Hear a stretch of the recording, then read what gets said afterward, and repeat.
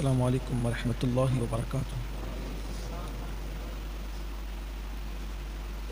नहमदुहु व नुसल्ली व नुसल्लिमु अला रसूलिहिल करीम, अम्मा बअद। फ़अऊज़ु बिल्लाहि मिनश शैतानिर रजीम, बिस्मिल्लाहिर रहमानिर रहीम। व युक़ीमूनस स्वलाह व मिम्मा रज़क़नाहुम युनफ़िक़ून। सदक़ल्लाहुल अज़ीम। गौसे आज़म बमनी बेसर व सामा मददे, क़िबला-ए दीन मददे, काबा-ए ईमा मददे, बगिरदा-बे बला उफ़्ताद कश्ती, मदद कुन या मुईनुद्दीन चिश्ती।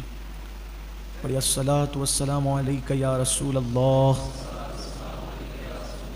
अस्सलातु वस्सलामु अलैका या नबी अल्लाह, अस्सलातु वस्सलामु अलैका या हबीब अल्लाह, व अला आलिका व अस्हाबिका या नूर अल्लाह, सल्लल्लाहु तआला अलैहि वसल्लम।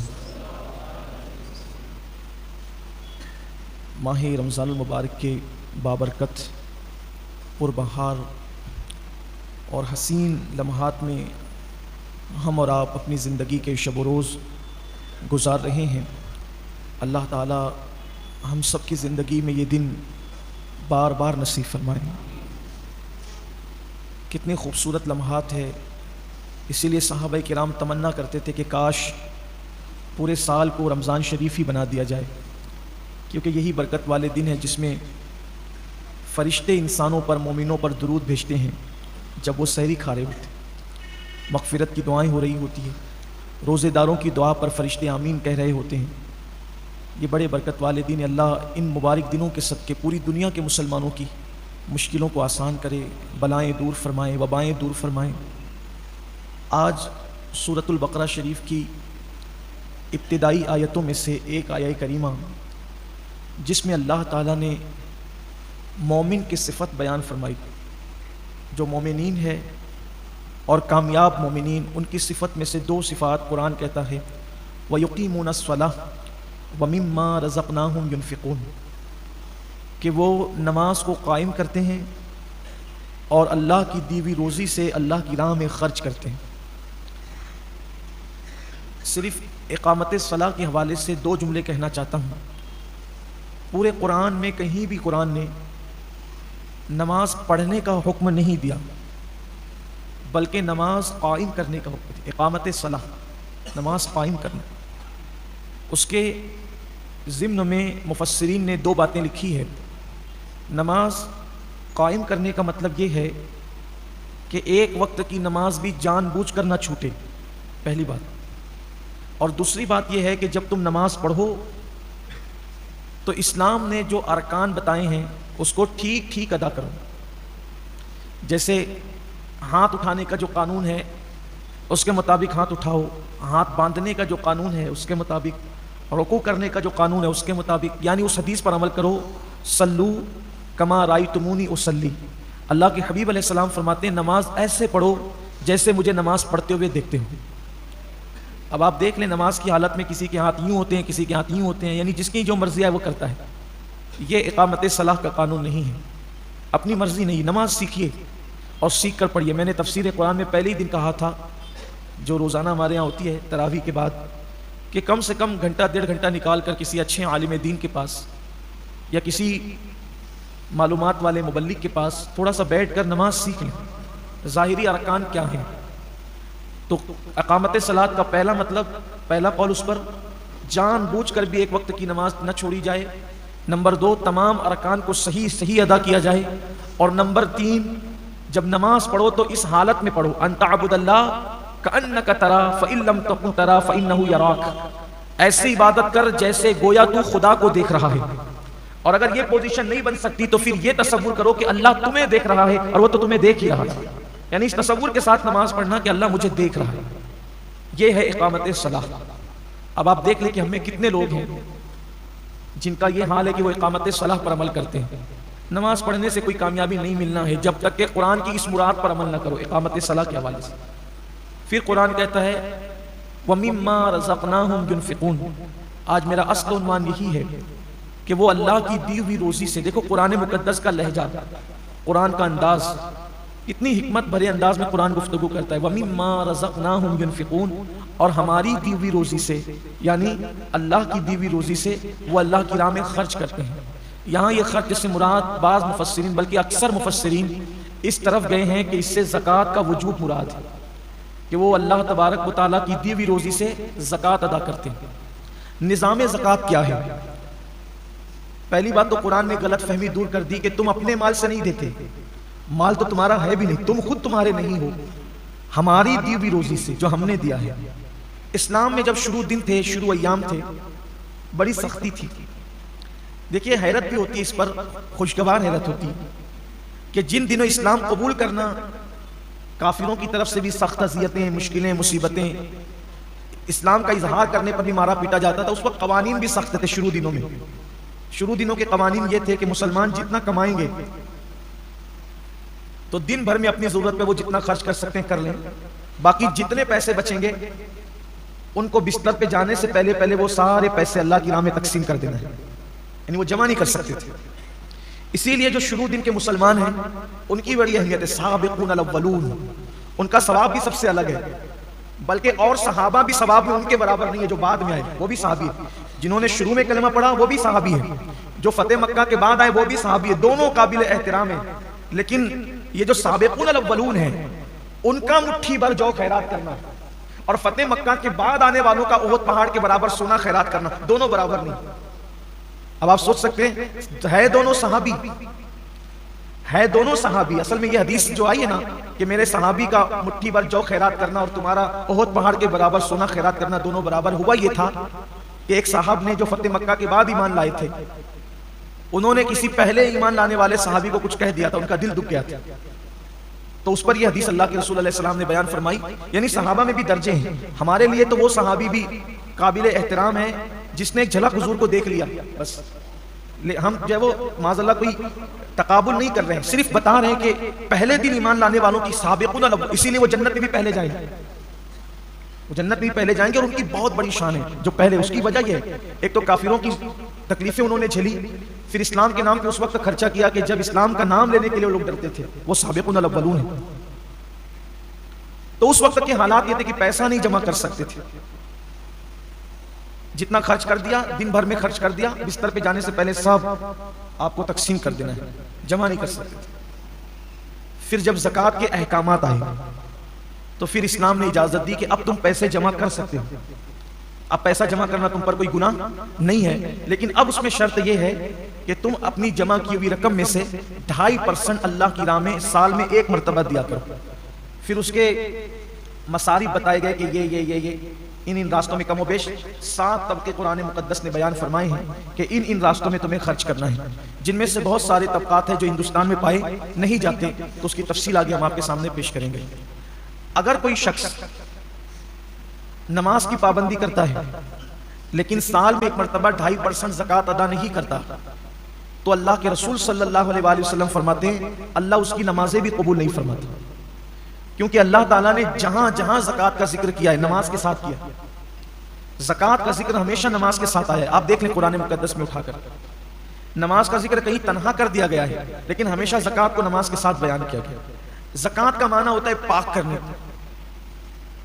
ज़कात को ज़कात इसलिए कहते हैं कि हर चीज का एक मैल होता है, तो ये जो हमारा माल है उसका मैल निकालना, गोया एक समझाने के लिए कह रहा हूं, ये शारहीन ने भी लिखा है हदीस पाक की शरह में कि ये जो ज़कात निकाली जाती है माल का मैल है।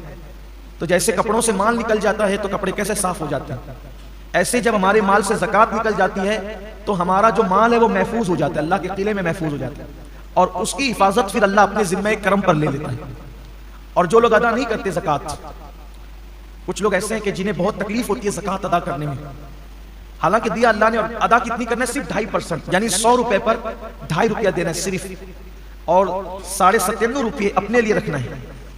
आप देखिए 97.5 कितने होते हैं, और सिर्फ 2.5%, और ये फर्ज है। सैयदना सिद्दीक अकबर ने उनके साथ जंग की थी, जिन लोगों ने अल्लाह के रसूल अलैहि सलाम के विसाल के बाद ज़कात अदा करने से इनकार किया था। सिद्दीक अकबर ने फरमाया था मैं इनके साथ ऐसे ही जिहाद करूंगा जैसे हम काफिरों पे जिहाद करते हैं, हत्ता कि अगर दौरे रिसालत में ये ऊंट की नकेल और रस्सी भी बतौर ज़कात देते थे, अगर ये रस्सी भी रोक लेंगे तो भी मैं इनके साथ जिहाद करूंगा। और आपने किया। मामला एक रस्सी का नहीं था, मामला पैसों का नहीं था, मामला ज़कात की फर्जियत का था। और ज़कात की फर्जियत इस्लाम के वो 5 बुनियादी सुतूनों में से एक है, जिसका जिक्र अल्लाह के रसूल अलैहि सलाम ने फरमाया कि इस्लाम की बुनियाद 5 चीजों पर है, ईमान, नमाज, रोजा, हज और ज़कात। ये 5 सुतून है इस्लाम के मजबूत। अगर कोई ज़कात का इनकार करे तो वो मुसलमान नहीं रह जाता, वो काफिर हो जाएगा। तो कुछ लोगों को ज़कात देने में, यार मैं इतनी ज़कात कैसे दूं? अल्लाह ने दिया। अल्लाह ने तो फरमाया कि हमारी दीवी रोजी से, अल्लाह की दीवी रोजी से।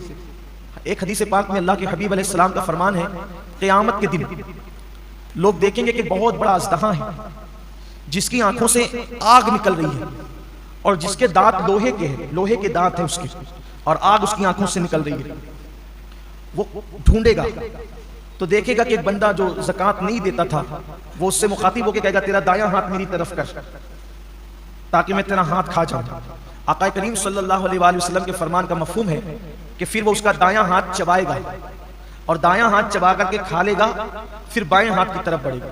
जब बायां हाथ चबा कर खाएगा तो फिर दायां हाथ उसका दोबारा वापस आ जाएगा, फिर बायां हाथ खा चुका रहेगा तो दायां हाथ खाएगा तो बायां वापस आ जाएगा। और जिस वक्त वो अज़दहा जिसकी आंखों से आग निकल रही होगी और दांत उसके लोहे के होंगे, वो भी जहन्नम के बने हुए लोहे के, तो वो जब चबा रहा होगा तो उसकी चीख ऐसी निकलेगी कि उसकी चीख निकलने से पूरा मैदान महशर कांप जाएगा। आप सोचिए वो चीख कैसी होगी कि पूरा मैदान महशर कांप जाएगा। तो पूछा जाएगा ये किसकी चीख है? तो इरशाद होगा कि ये उसकी चीख है कि जो दुनिया में ज़कात अदा नहीं करता।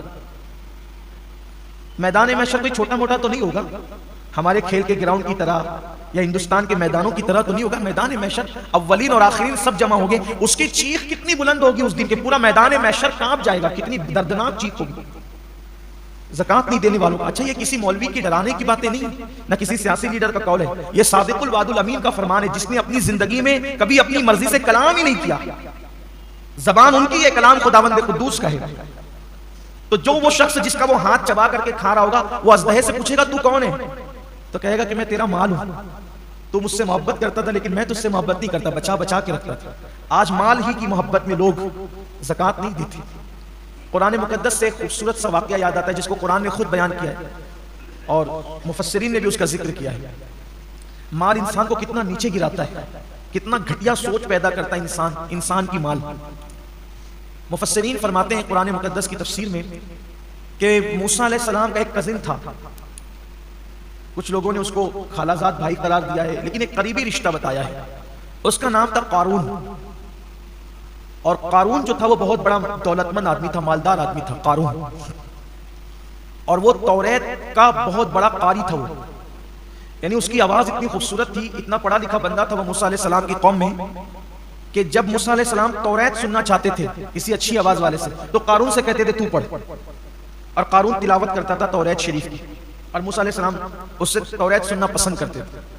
यानी इससे पता चला कि रिश्ते में भी मूसा अलैहिस्सलाम का करीबी है और दीनदार भी है। भाई बेदीन से तो हज़रत मूसा तौरेत नहीं सुनेंगे ना, यानी कि शान का आदमी था कारून, आप पहले ये समझ लें। लेकिन अल्लाह ने उसको बहुत दौलत दी थी, माल उसके पास इतना था, दौलत उसके पास इतनी थी कि उसकी तिजोरियों की चाबियां कई जानवरों पे लाद कर लाई और ले जाई जाती थी। इससे अंदाजा होता है कि जिसके पास चाबियां इतनी होगी तो तिजोरियां कितनी होगी, और जब तिजोरियां इतनी है तो माल कितना होगा। उस दौर में बहुत माल होगा उसके पास। कुरान ने बयान किया कि वो बहुत मालदार था। अब अल्लाह का हुक्म आया मूसा अलैहिस्सलाम पर कि आप अपनी कौम से कहें कि वो ज़कात अदा करें, ज़कात देना है 2.5% माल से। तो मूसा अलैहिस्सलाम ने अपनी कौम से कहा कि भाई अब अल्लाह का ये कानून आया है कि जो मालदार लोग हैं वो अपने माल से गरीब लोगों को 2.5% ज़कात निकालेंगे। तो छोटे मोटे मालदार लोग थे, उन्हें तो कोई प्रॉब्लम ही नहीं था, उन्होंने तो देना ही था। सबसे बड़ा जो मालदार था वो कारून था। कारून ने कहा कि मैं कल सोच के बताता हूँ। ये सोच के बताना ये शैतानी चक्कर, मुसलमान की जिम्मेदारी है। अल्लाह के और उसके रसूल का फरमान आ गया, कोई सोच नहीं, कोई फिक्र नहीं, कुछ नहीं, हुक्म आया सरे तस्लीम खम, वरना अंजाम बुरा है। तो कहा मैं सोच के बताता हूँ। फिर वो गया घर, सोचने लगा इतनी दौलत, उसका 2.5% कितना होगा। जैसे आज करोड़पति लोग कहते हैं ना लाखों निकल जाएगा मेरा, लाखों। अरे करोड़ों तो दिया अल्लाह ने है ना, लाखों निकला तो तुम्हें दिया क्या। और उस पर वादा भी है, एक देगा तो मैं कम से कम 10 दूंगा, कम से कम 70 दूंगा, 700 दूंगा, और अगर नियत में और खुलूस है तो मैं तुझे बेहिसाब बताता हूं। मिलना है वो दुनिया में ही वापस, दुनिया में पहले मिलेगा, आखिरत में तो मिलना ही मिलना है। शैतान के मकर फरेब में मत पड़ो। कुरान में अल्लाह फरमाता है शैतान तुम्हें गुर्बत का खौफ दिलाता है। अल्लाह की राह में खर्च करते हो ना तो तुम्हें क्या रह जाएगा तेरे पास? अरे क्या रह जाएगा, क्या उसका करम होगा? तो जिसने इतना दिया है जब उसकी राह में दोगे तो वो और अता करेगा। मैंने एक बहुत बड़े बुजुर्ग को यह बात कहते हुए सुना है कि देने वाला कभी गरीब नहीं होता, बस अच्छी नीयत से वो अल्लाह की राह में देना शुरू करे, कभी गुर्बत उसके पास नहीं आएगी। फिरौन पर अल्लाह ने अजाब नाजिल नहीं किया उस वक्त तक जब तक फिरौन भूखों को खाना खिलाता रहा। सामरी जिसने बछड़ा बनाया था, पीतल का बछड़ा, और जिसने शिर्क को गोया के आम करने में बनी इसराइल की मदद की थी, पूरी कौम पे अजाब आया, सामरी पर नहीं आया। हजरत मूसा अलैहि सलाम ने कहा अल्लाह ये तो बड़ा मुनाफिक है, बछड़ा तो इसी ने बनाया था, ये ना बनाता तो लोग उसकी पूजा क्यों करते? अल्लाह ने फरमाया हम जानते हैं कि बड़ा मुजरिम ये है, लेकिन इसकी खुसूसियत है ये गरीबों पे खर्च करता है, गरीबों पे खर्च करता है, इसलिए काफिर होने के बावजूद भी हमने इसका अजाब मुअख्खर कर दिया। अजाब तो देंगे लेकिन जल्दी नहीं देंगे क्योंकि लोगों पे खर्चा करता है। आप सोचिए अगर काफिर खर्च करे गरीबों पर तो उसका भी अजाब मुअख्खर होता रहता है, मोमिन खर्च करे तो उसे अजाब क्यों कर मिल सकता है? तो कारून ने सोचा कि मेरी इतनी दौलत चली जाएगी। उसने सोचा कि काम करते हैं, इतनी दौलत बचाने के लिए थोड़ी सी खर्चा करते हैं। और उसके दिमाग में एक शैतानी प्लान आया।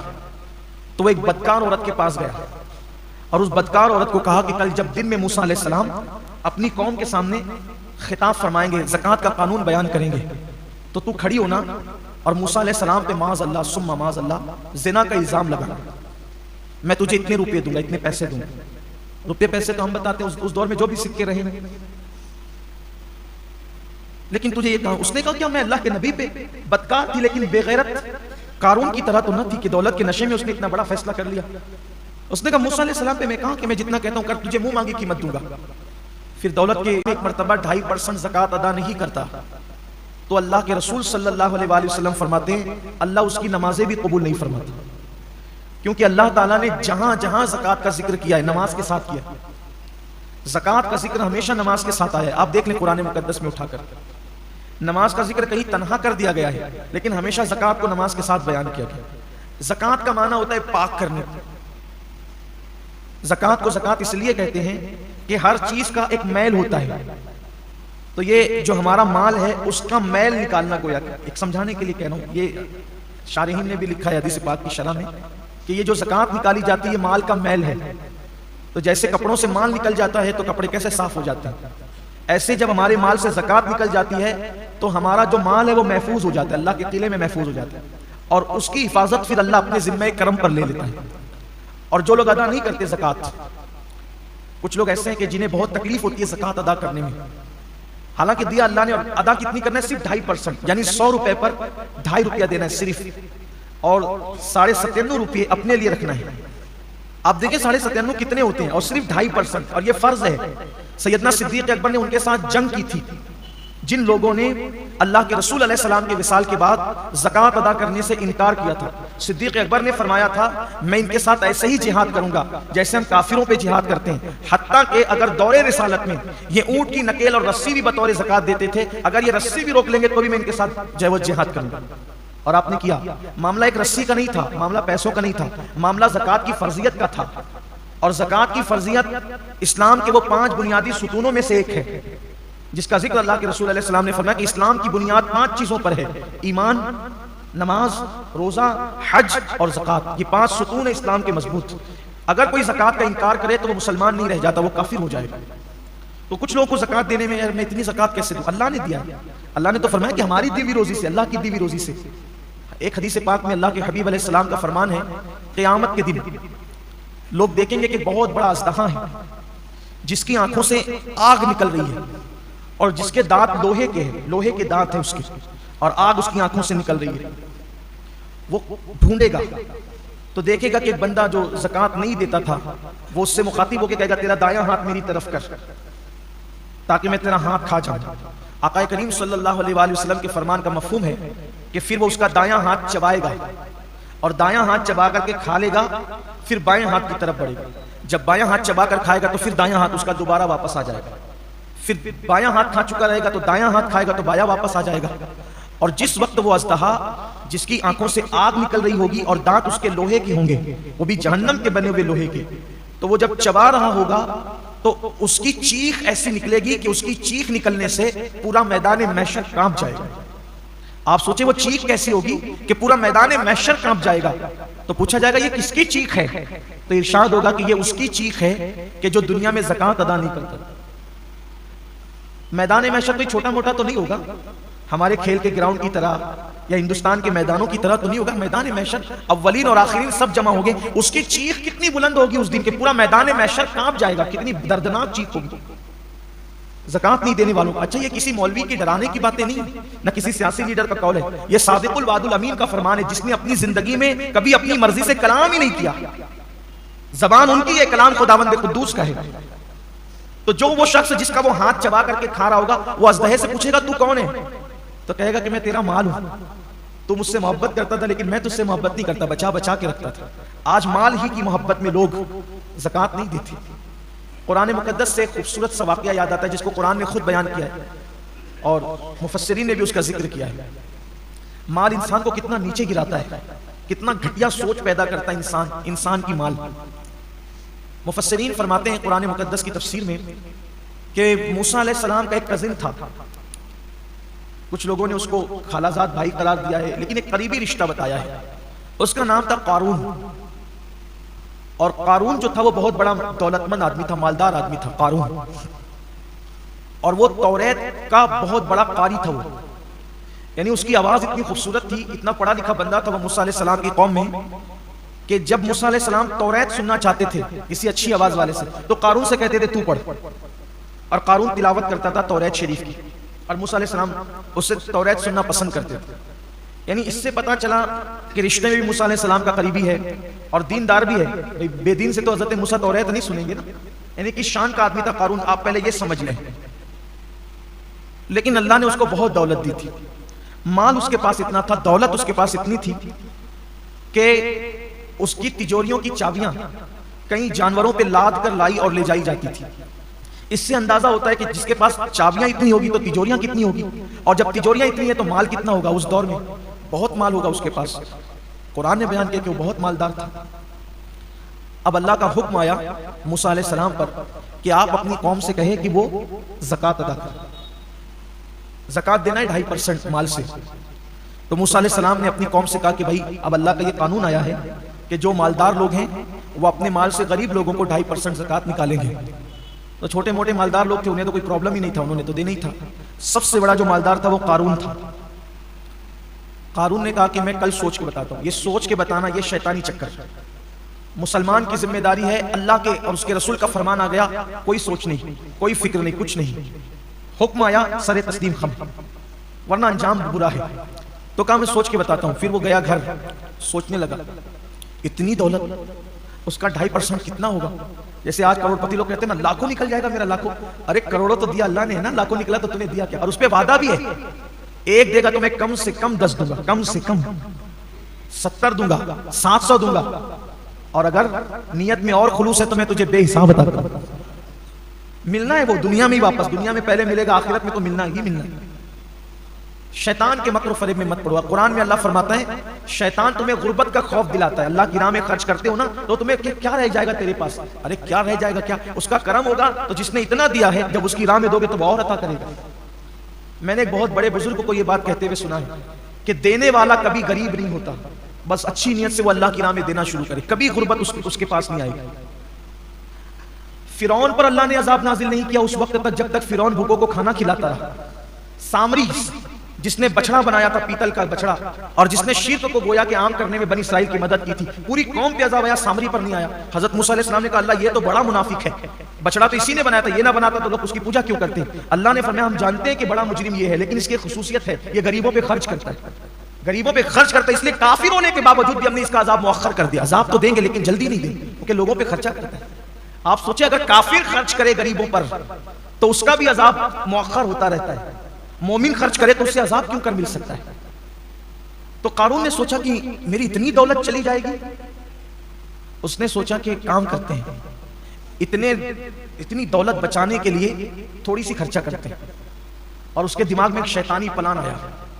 तो वो एक बदकार औरत के पास गया और उस बदकार औरत को कहा कि कल जब दिन में मूसा अलैहिस्सलाम अपनी कौम के सामने खिताब फरमाएंगे, ज़कात का कानून बयान करेंगे, तो तू खड़ी होना और मूसा अलैहिस्सलाम पे माज़ अल्लाह सुम्मा माज़ अल्लाह ज़िना का इल्ज़ाम लगाना।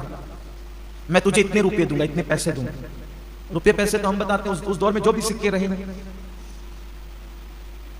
लेकिन तुझे ये कहा, उसने कहा क्या मैं अल्लाह के नबी पे बदकार थी लेकिन बेगैरत कारून की तरह तो न थी कि दौलत के नशे में उसने इतना बड़ा फैसला कर लिया। उसने कहा मूसा अलैहिस्सलाम पे मैं कहा कि मैं जितना कहता हूं कर, तुझे मुंह मांगी कीमत दूंगा। फिर दौलत की बात आई तो वो भी जिस्म फरोशी के साथ साथ उसने जमीन भी फरोश कर दी। जब सुबह हुई मूसा अलैहिस्सलाम की महफिल फिर सजी, इससे पहले कि ज़कात का उन्वान निकलता कारून खड़ा हो गया। एक मसला पूछना है, अगर कोई जिना करे शादीशुदा, उस पर क्या सजा होगी?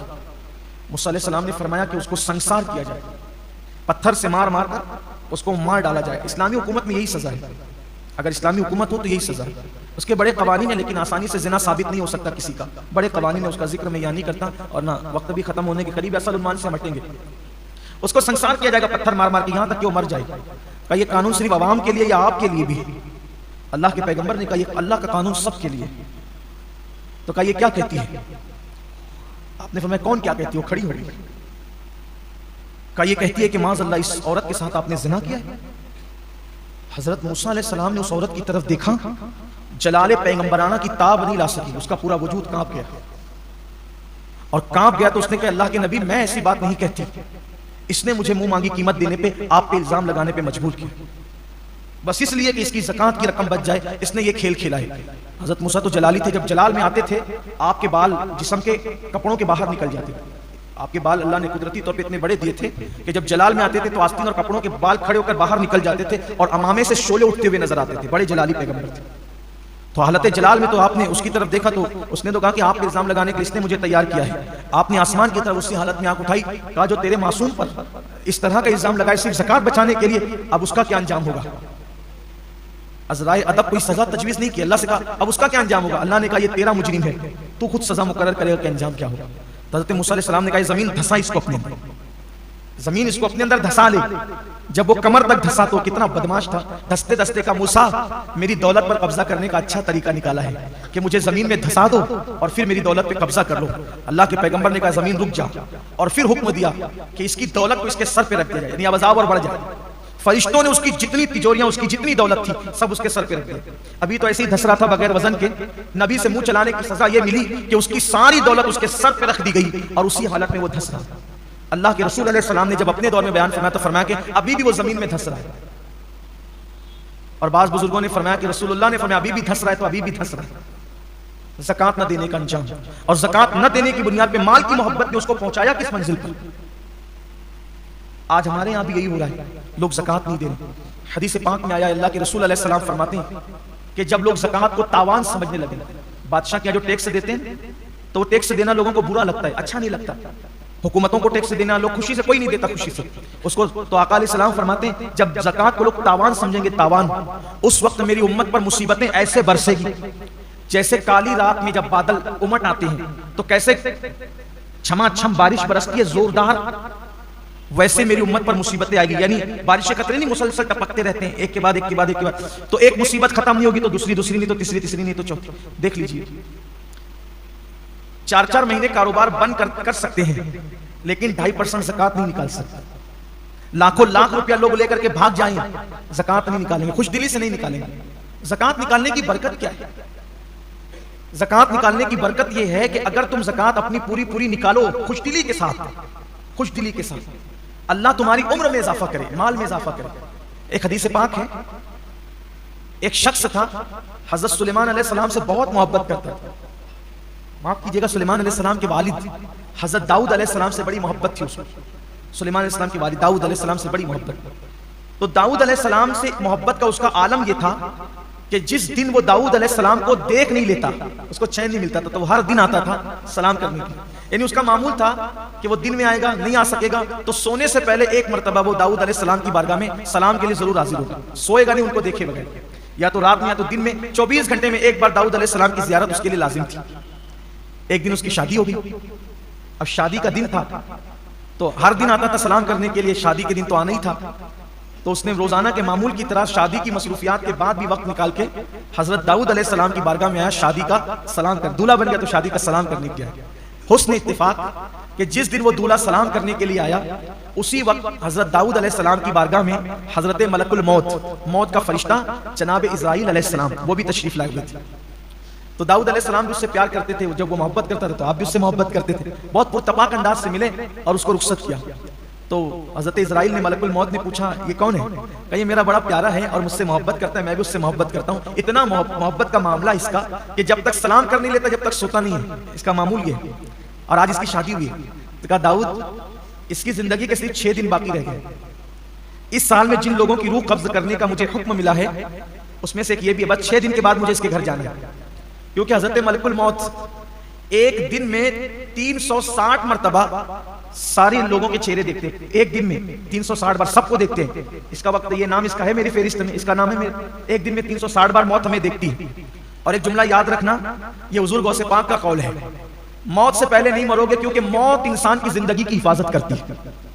मौत इंसान की जिंदगी को बचाती है, मौत इंसान की जिंदगी को महफूज रखती है। क्यों? इसलिए कि किसी को मारना तो मौत ही ने है, मौत के सिवा उसको कोई नहीं मार सकता। तो जब मौत ही ना आएगी तो आएगा कौन? बात यह है, मारना किसने है? मौत। और वो भी अपनी मर्जी से नहीं, अल्लाह के हुक्म से। मौत से बेफिक्र हो जाओ। और अल्हम्दुलिल्लाह मुसलमान कितना भी गुनहगार है लेकिन कहीं ना कहीं मौत से बेफिक्री है। क्योंकि औरों को खौफ यह है कि मरेंगे तो कहां जाएंगे, और हमें इत्मीनान है मरेंगे तो जन्नत में जाएंगे। औरों को मरने के बाद कोई ठिकाना नहीं है, इसीलिए वो घबराए हुए हैं, बड़ा हंगामा हाहाकार मचा के मरेंगे तो कहां जाएंगे। हमें इत्मीनान है। और हमें तो और ही ज्यादा, हम वलियों के मानने वाले सूफिया, हमें तो ज्यादा इत्मीनान, आशिकान रसूल को ज्यादा इत्मीनान है। क्यों? हक ताला भी करीम और मोहम्मद भी करीम। और फारसी में कहा गया है सद शुक्र हस्ते मियाने दो करीम। मैं अल्लाह का शुक्र अदा करता हूं कि मैं 2 करीमों के दरमियान हूं। मैंने मर के जाना कहां है? 2 करीमों के दरमियान जाना है। 2 करीमों के दरमियान जाना है। हक ताला भी करीम और मोहम्मद भी करीम। और कैसे करीम है? माओ की मोहब्बतें घुटने जहां टेक देती है उससे आगे और करोड़ों दर्जे आगे अल्लाह अपने बंदों से मोहब्बत करता है, प्यार करता है। और मोमिन की कब्र तो जन्नत के बागों में से बाग। इसलिए मौत से बेफिक्र हो जाओ। लेकिन बेफिक्र होने का मतलब ये नहीं कि एहतियात खत्म कर दो, ये नहीं। एहतियात भी बाकी रखो और मौत का टेंशन छोड़। जब आना है तब आएगी, उससे पहले कभी नहीं आएगी। मौत ही जिंदगी की मुहाफिज है। एक दिन में 360 बार चेहरा देखते हैं। हजरत मलकुल मौत, तेरा वक्त आया कि? हजरत दाऊद अलैहिस्सलाम से कहा कि 6 दिन के बाद जाना है इसके घर, हुक्म है अल्लाह का रूह निकालने के लिए। बड़ा अफसोस हुआ, लेकिन कह क्या सकते, करना क्या था, अल्लाह का हुक्म है, ठीक है कोई बात नहीं। फिर वो शख्स आता जाता रहा। उन 6 दिन में हजरत दाऊद उसको बड़ी हसरत से देखते। 6 दिन का दूल्हा चला जाएगा, ऐसे ही ना क्या दुल्हन के हाथ की मेहंदी भी न मिटेगी और उसका सुहाग उजड़ जाएगा। लेकिन 6 दिन भी चले गए, हत्ता के 7 महीने बीत गए। 6 दिन तो गए, वो इंतकाल नहीं हुआ, मरा नहीं। 7 महीने बीत गए। उस दरमियान में हजरत मलकुल मौत आए नहीं। 7 महीने के बाद आए। 7 महीने के बाद आए तो इन्होंने पहला सवाल यही किया, आप तो कह रहे थे 6 दिन में मरेगा, 7 महीने हो गए नहीं मरा अभी तक। कहा? हाँ, जाहिर सी बात है, अल्लाह का मासूम फरिश्ता झूठ कब बोल सकता? फरिश्तों में रसूल है वो, फरिश्तों में रसूल है। हजरत जिब्रील, हजरत मीकाईल, हजरत इज़राइल, हजरत इसराफील, ये लोग रसूल फरिश्ते हैं। बहुत शान वाले लोग हैं, ये मामूली लोग नहीं है। इनकी बड़ी अजमत और बुजुर्गी है। मासूम है वो लोग, मासूमों में मासूम है, फरिश्तों में फरिश्ते। फरिश्ते भी इनका एहतराम करते हैं। तो कहा मैंने जो कहा वो तो सच ही था। कहा फिर हुआ क्या, मुझे बता।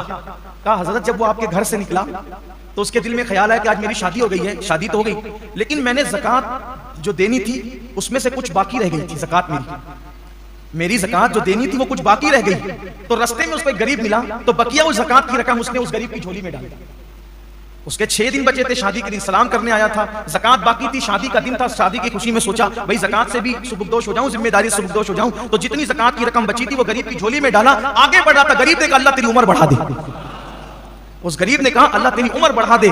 कहा कि ए अल्लाह के नबी दाऊद, उसकी 6 दिन की उम्र अल्लाह ने उस गरीब की दुआ की बरकत से, जिसकी झोली में ज़कात पड़ी, अल्लाह ने 6 दिन को 60 साल कर दिया।